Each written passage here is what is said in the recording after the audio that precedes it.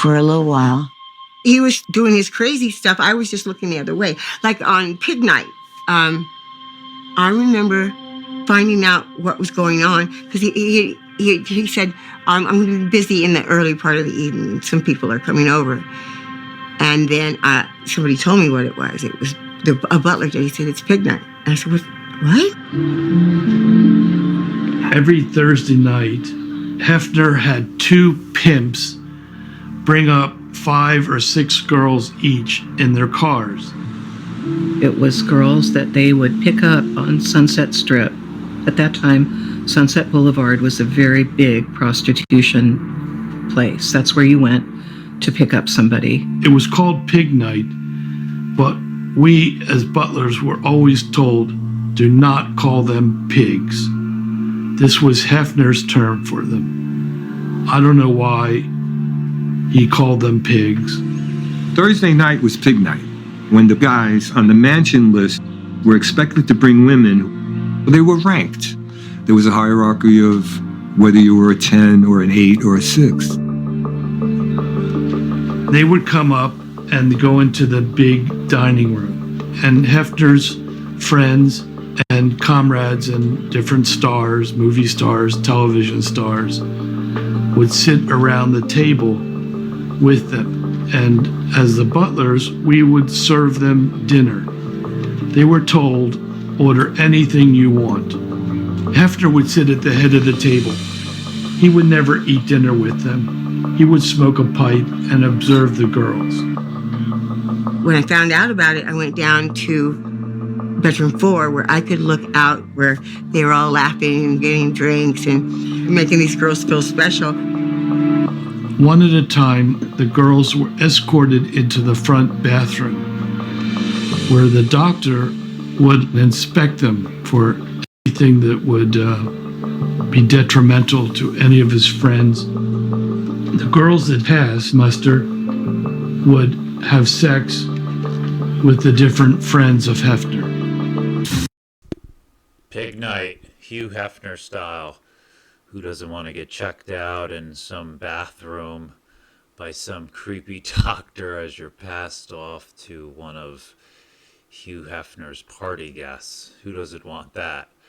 But I wanted to talk today, thanks for checking this out, I wanted to talk about Hugh Hefner and kind of people like him who, you know, are in these positions that he was in for 40, 50 years. And, you know, what he's really about. You know, in my opinion, people like Hugh Hefner, like I talked in another video about Diddy, these people are just, you know, plants. They're propped up by the system, created by the system to, you know, kind of run these blackmail operations, to run social engineering on the public. And he's basically, because he's a plant of the system, you never see these people, even though they're doing, you know, heinous things that leak out in the media over time, you know, nothing ever happens to them as far as, you know, them doing any sort of jail time, you know, arrests, nothing. Even look at, you know, Diddy, his homes got raided, you know, in March, I think. And he's still out there hanging out at golf courses down in Miami. But Hugh Hefner, you know, I think he's just, you know, a CIA military operation. You know, they give a lot of these people this rags to riches backstory. You know, he did do some time in the military, 2 years in the Army. He was a writer, apparently, a cartoonist. I'm sure he received some training in the military for what he was going to do once he got out. But yeah, went to college. You get the, you know, backstory that a lot of these plant types have. Pull them up by their bootstraps, you know, selling stuff out of a garage, a car. It's just all very, you know, Hollywood created. But yeah, he apparently got some money. He was working at Esquire, got some money from his mother, couple other family members, investors. 40 people later, his neighbor, second cousin, and he started Playboy. And that was in the 50s. The first Playboy Mansion was on the Chicago Gold Coast in the 60s, and then in 1971 he moved the operation out to LA to the infamous Playboy Mansion. And so yeah, he ran that until I think he died in 2017, but I think the mansion was bought out by some, hedge fund or equity firm or something like that. But yeah, I mean, he's there. He's running this operation in the 70s. Hollywood blackmail operation, all of these lavish parties, and you see just like all the stuff that comes out allegedly about Diddy, and a lot of these things about the nonstop prevalence of narcotics, and that seems to be a huge part of these high-end blackmail operations, is the just nonstop availability of in Hefner's days of Quaaludes and cocaine. And you see, the Diddy stuff where he's literally, they're allegedly lacing bottles and stuff. And so you see the same kind of stuff with Hugh, even though it was decades earlier. In my opinion, he's getting the, most potent, high-end, pharmaceutical grade, narcotics, and because he's part of a military operation. And that's a big part of it, the drugging, the passing out, the filming, the, disgusting sexual stuff. Like you see that, over and over again playing itself out. But yeah, here is just a quick clip of this is the Chicago mansion, by the way, in the photo there. Hef pretended he wasn't involved in any hard drug use at the mansion, but that was just a lie. Quaaludes down the line were used for sex. Everything felt good to touch. Everything felt soft and soft focus, and it was lovely. Usually you just took a half. Now, if you took two, you'd pass out. It was such a seduction, and the men knew this, that they could get girls to do just about anything they wanted if they gave them a Quaalude. Before I met Hef, I had never done a drug in my life, and I was just a young, naive girl that didn't know the ways of the world. I worked for Hefner at the Playboy Mansion in LA from late 1977 to mid-1989 as Hef's secretary and then eventually executive assistant. Quaaludes were, we called them the leg spreaders, and I don't know that I want to get that crude, but that is what the whole point of them was, They were a necessary evil, if you will, to the partying. We would have prescriptions in some of our names.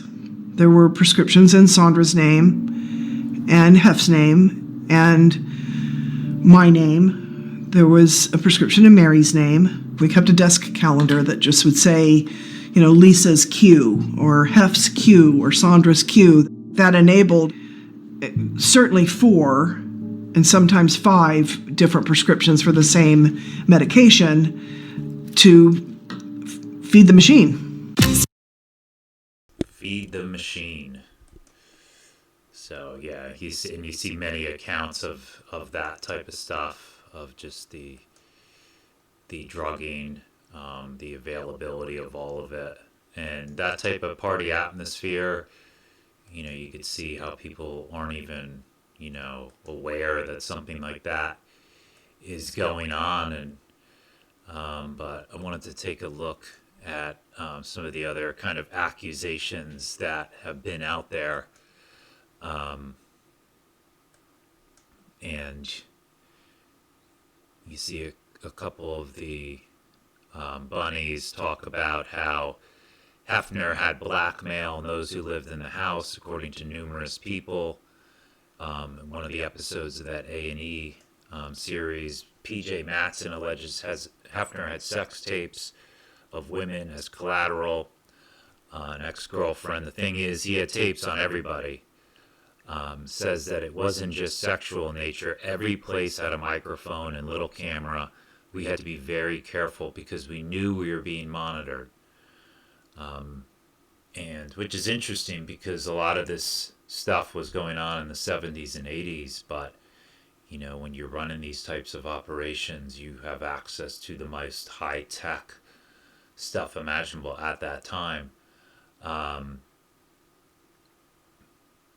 She talks about how she had Stockholm syndrome. I think this was like his main girl here for a while, Holly Madison. And here's another thing that I think, like the Hugh Hefner's, like as far as his, one of the things I think he was kind of there to do was the social engineering of this, the augmentation of women's bodies and promoting this back, in the 80s and 90s when this stuff, people, who were younger, like before the internet, these magazines were a huge deal. And so they kind of propped this, this guy and this company up, and he was, a way for them to promote this look where all the girls look very similar, the platinum blonde look, and you had a lot of them with the very, because of the breast implant, a lot of the kind of a plastic look. And now, look where we are all these years later, like a breast implant is like nothing. You have BBLs, you have, people getting all sorts of filler and stuff.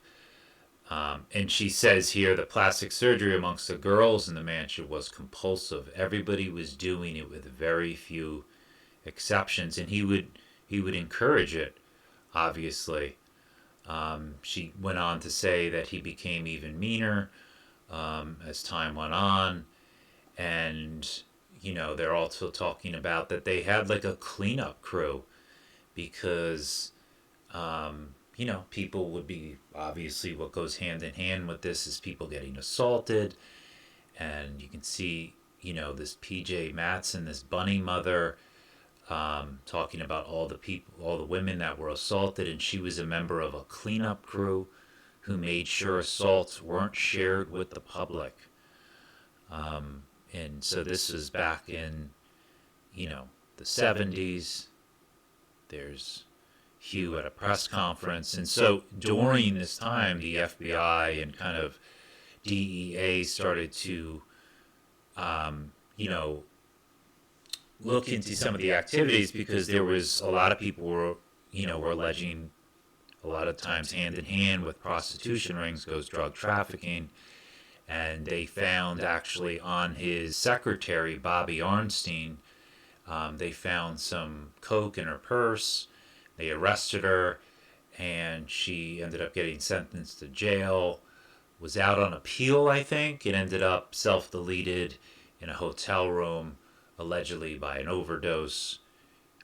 Who knows what really happened. And this is where this stuff usually ends up, just this kind of just vile sexual stuff. Hefner's sexual desires were fleeting, and he always had to find something naughtier.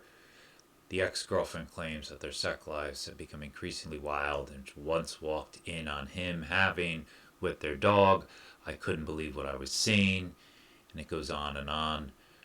So think about that. I mean, this guy, we're told, is the head of this organization, this ultimate kind of playboy bachelor that he's kind of presented. And this guy has all these playmates at his disposal, allegedly, and, he's up there with the dog. It just doesn't make any sense. And yeah, they build these industries up and kind of program our minds to bring ourselves kind of right into the pit of vipers. Women were pressured into sleeping with Hefner if they wanted to play him Maid of the Year. No shit. But there were some people who actually talked out. It's even went to Congress at one point in 1985 about him basically running a prostitution ring, which is what he was doing. But they, cleaned it up Hollywood edition-wise and put it on, even though it was pretty obvious even then that, this, as much as they tried to present it, that, yeah, something was very strange going on with this setup, with this old guy here. And you see a lot, if you just do like a basic search of, a lot of weird deaths among playmates littered around the arc of Hugh Hefner. And you have to, there was one, Paige Young, I think her name was a playmate who apparently, was found in a self-deleted, apparently, in a pentagram with, on the walls were written, Hugh Hefner is the devil. So I just found that to be kind of a very strange detail.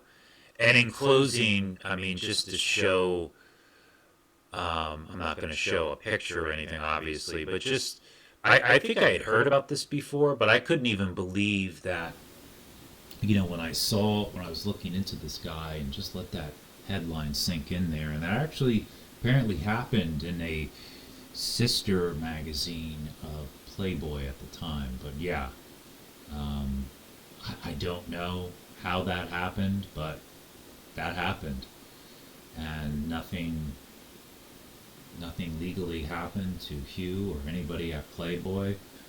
Just bizarre world we live in. But yeah, that's just my 2 cents on Hugh. I think he's just there. People like him. They're handpicked, chosen to run these kinds of operations. And him, 50 years, Diddy, 30 years, and neither one of them ever spent a single day in jail. Thanks for listening.